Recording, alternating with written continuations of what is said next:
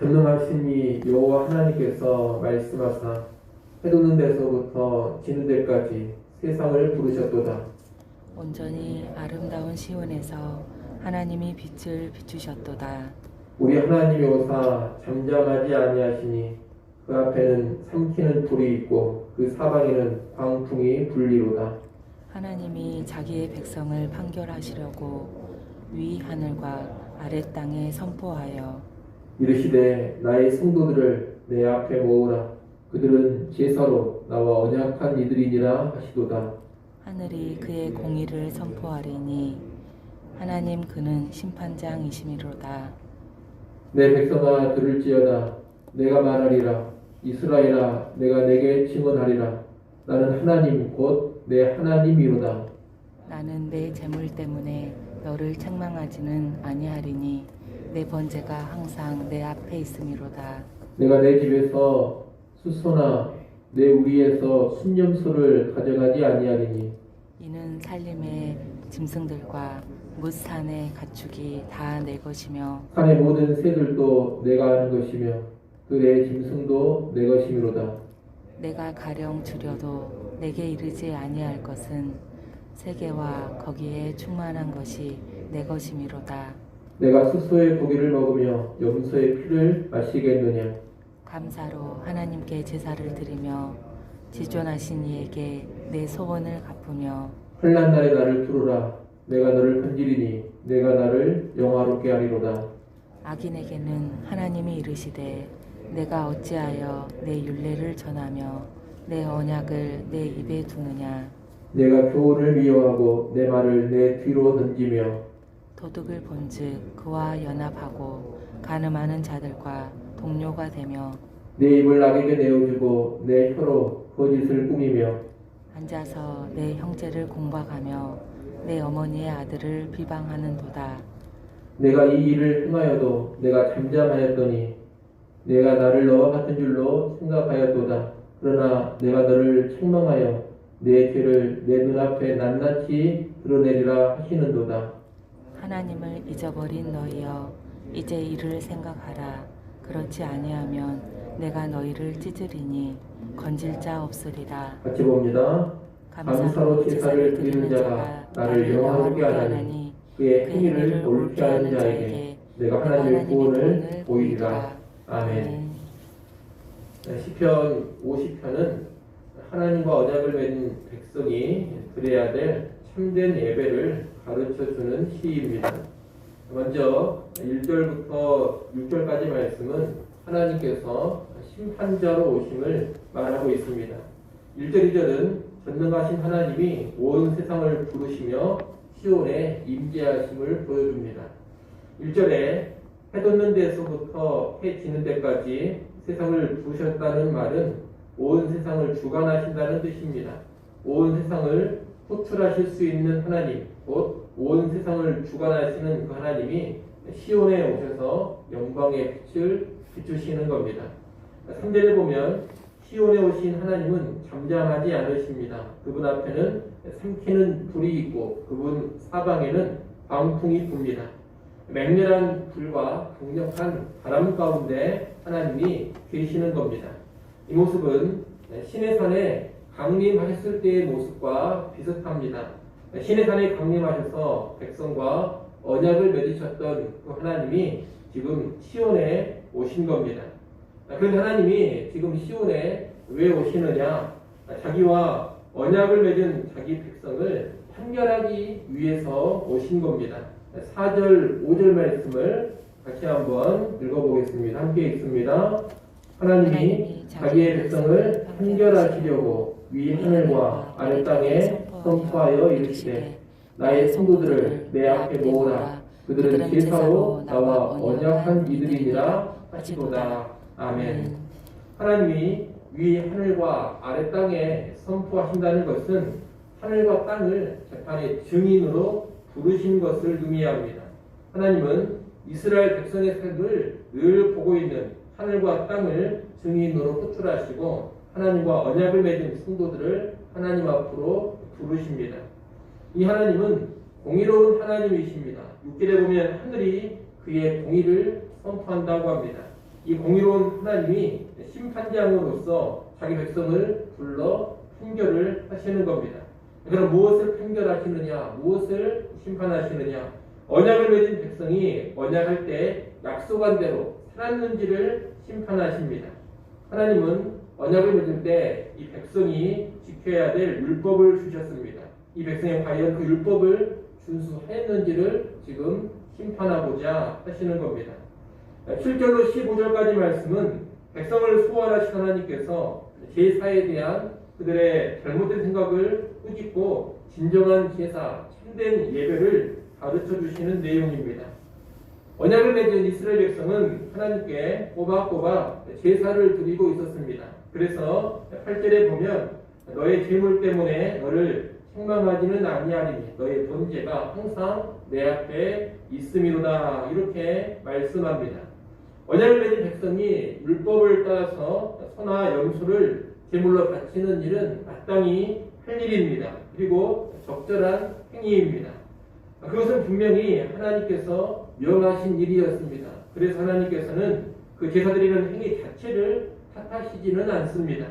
문제는 제사를 드리는 그들의 생각, 그들의 정신이 잘못된 것입니다. 그들은 제물만 잘 바치면 하나님이 기뻐하시고 제물만 꼬박꼬박 드리면 모든 것이 잘 해결되리라, 이런 생각으로 희생제물을 바쳤습니다. 하지만 하나님이 원하시는 것은 제물 자체가 아닙니다. 하나님은 만물의 주인이십니다. 산림의 짐승들과 산의 가축, 산의 모든 새들, 들짐승이 다 누구 것이냐? 하나님의 것입니다. 그러니 하나님이 뭔가 부족해서 백성에게 제물을 요구하시는 것이 아닙니다. 소유가 부족해서 백성에게 숫소나 순염소를 취하시는 그런 하나님이 아니라는 겁니다. 나의 하나님은 12절에서 설령 내가 굶주려도 너희에게 이르지 않을 것은 세계와 거기 충만한 모든 것이 다 내 것이기 때문이다 라고 말씀합니다. 고대 근동, 이 중동 지역의 신들은 사람이 바치는 제물에 연연하는 신들로 묘사되곤 합니다. 그 신들은 늘 배고파하면서 사람이 제물을 바치면 그 제물을 먹으려고 몰려옵니다. 그러나 하나님은 그런 신이 아닙니다. 그분은 참된 신으로서 줄이지도 않으시고 음식을 필요도 하지 않습니다. 그런데 설령 그런다 하더라도 너희에게 음식 같은 것을 요구하지 않는다는 겁니다. 세상 모든 것이 다 내 것인데 내가 굶주린다 한들 너희에게 음식 요구할 필요가 전혀 없다는 것입니다. 더불어 하나님은 13절에서 자신이 숫소의 고기를 먹고 염소의 피를 마시는 그런 신이 결코 아님을 분명히 말씀하십니다. 한마디로 하나님은 뭔가 부족해서, 뭔가 결핍이 있어서 백성에게 제물을 요구하시는 분이 아니라는 겁니다. 그러니 이 제물 자체는 하나님께 아무런 의미가 없습니다. 그런데도 이스라엘 백성들은 제물만 잘 바치고 제물만 많이 바치면 하나님을 만족시킬 수 있으리라, 이렇게 생각을 했던 겁니다. 하나님은 이런 백성을 향해 하나님께서 정말로 원하시는 제사가 무엇인지를 14절, 15절에서 가르쳐 주십니다. 14절, 15절 말씀 또 같이 한번 읽어보겠습니다. 함께 읽습니다. 감사로 하나님께 제사를 드리며 지존하신 이에게 내 소원을 갚으며 환난 날에 나를 부르라. 내가 너를 건지리니 내가 나를 영화롭게 하리로다. 아멘.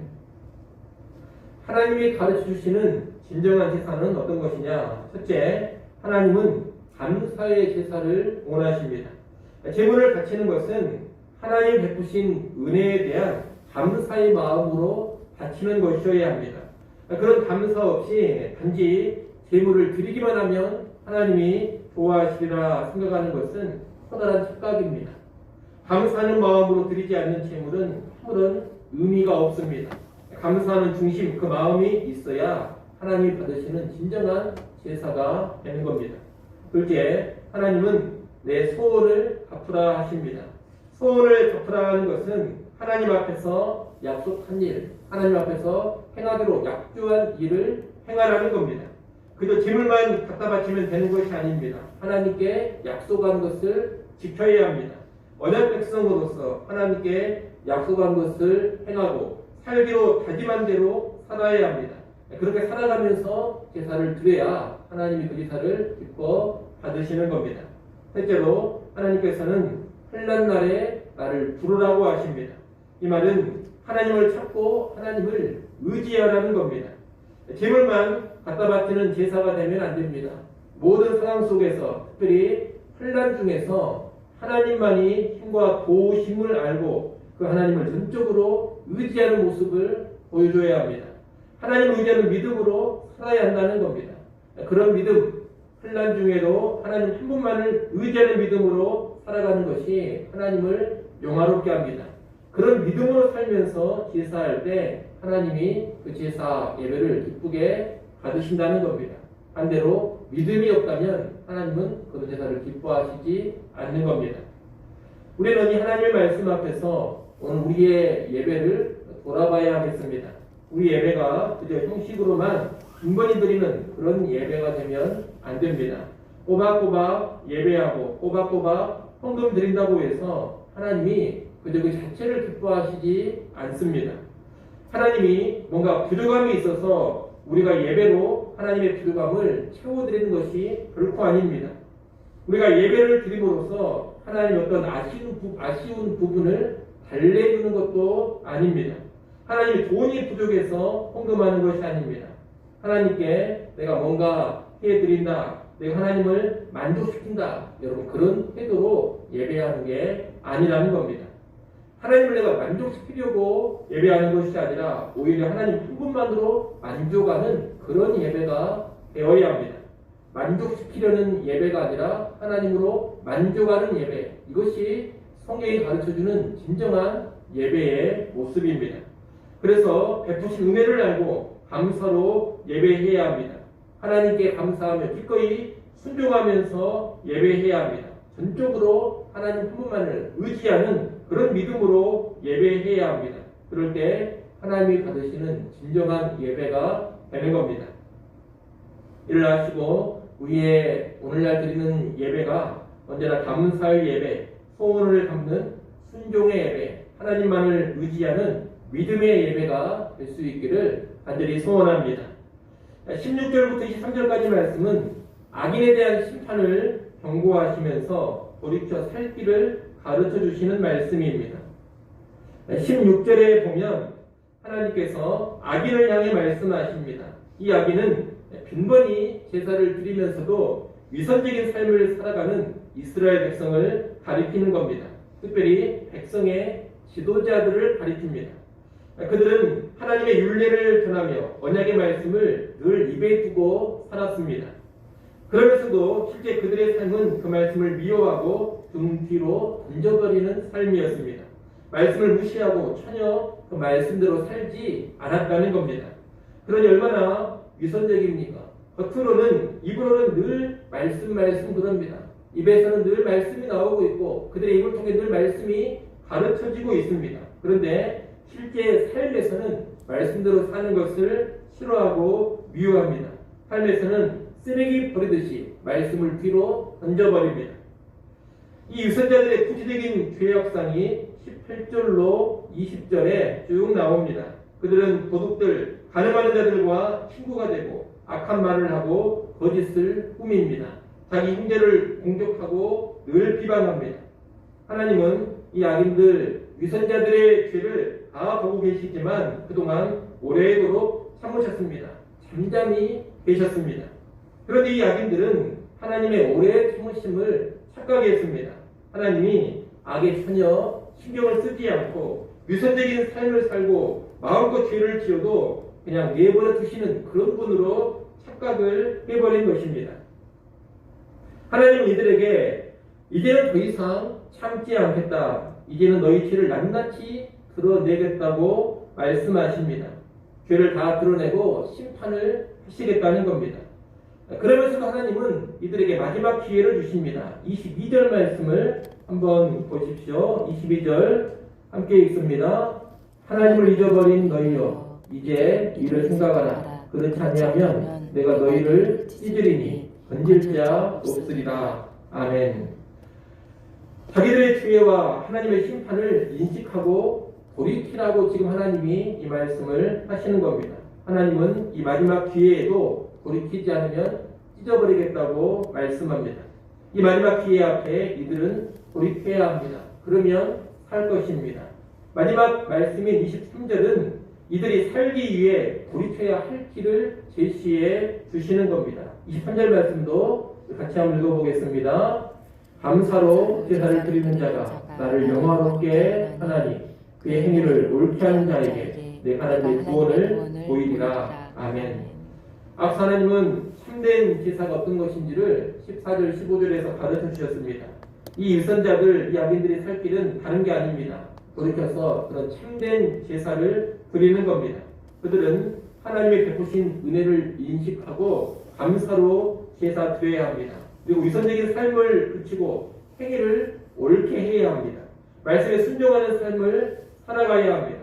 하나님은 감사와 순종의 제사로 회복이 된다면 구원을 보이시겠다. 그렇게 말씀합니다. 이 유선자들이 임박한 심판의 두려움을 알고 회개하여 참된 예배를 드리면 살 길을 열어 주시겠다는 겁니다. 그러나 이 마지막 기회를 거부해 버린다면 그들은 심판을 피하지 못할 것입니다. 우리는 이 하나님의 심판의 경고 앞에서 우리 자신을 잘 돌아볼 수 있어야 되겠습니다. 혹시라도 내가 악인 위선자는 아닌가? 예배를 빈번히 드리고 늘 말씀을 듣고 심지어 말씀을 가르치기까지 하면서도 실제 삶에서는 말씀을 내팽개쳐버리고 죄악을 자행하고 있지는 않는가 돌아봐야 한다는 겁니다. 그리고 혹시라도 우리에게 그런 악한 모습, 위선적인 모습이 있다면 즉시로 회개해야 할 것입니다. 지금까지 그렇게 살아도 아무 일 없었다. 지금까지 그렇게 위선적으로 살아도 괜찮았다고 안심하면 안 됩니다. 하나님께서 오래도록 참아주신 것에 지나지 않습니다. 하나님 오래 참으시지만 때가 되면 모든 죄를 다 드러내시고 무섭게 심판하십니다. 이를 알고 아직 기회를 주실 때 회개하고 돌이켜야 합니다. 그러니 여러분 그런 모습이 있다면 회개하시고 진심으로 감사하는 예배를 드리십시오. 하나님의 베푸신 은혜, 오래도록 참아주신 은혜, 돌이킬 시간과 돌이킬 기회를 주신 은혜를 묵상하며 감사로 예배하십시오. 그리고 위선적인 모습을 버리고 행위를 옳게 하십시오. 완전하지는 못하더라도 말씀대로 살고자 하는 모습으로 나아가십시오. 그럴 때 심판을 피하고 하나님의 구원을 누릴 수 있을 겁니다. 아무쪼록 우리 모두는 책망 듣고 심판받을 그런 형식적인 예배자, 위선적인 예배자가 아니라 감사로 예배하고 순종 가운데 예배하는 참된 언약 백성 될 수 있기를 간절히 축원합니다. 기도하겠습니다.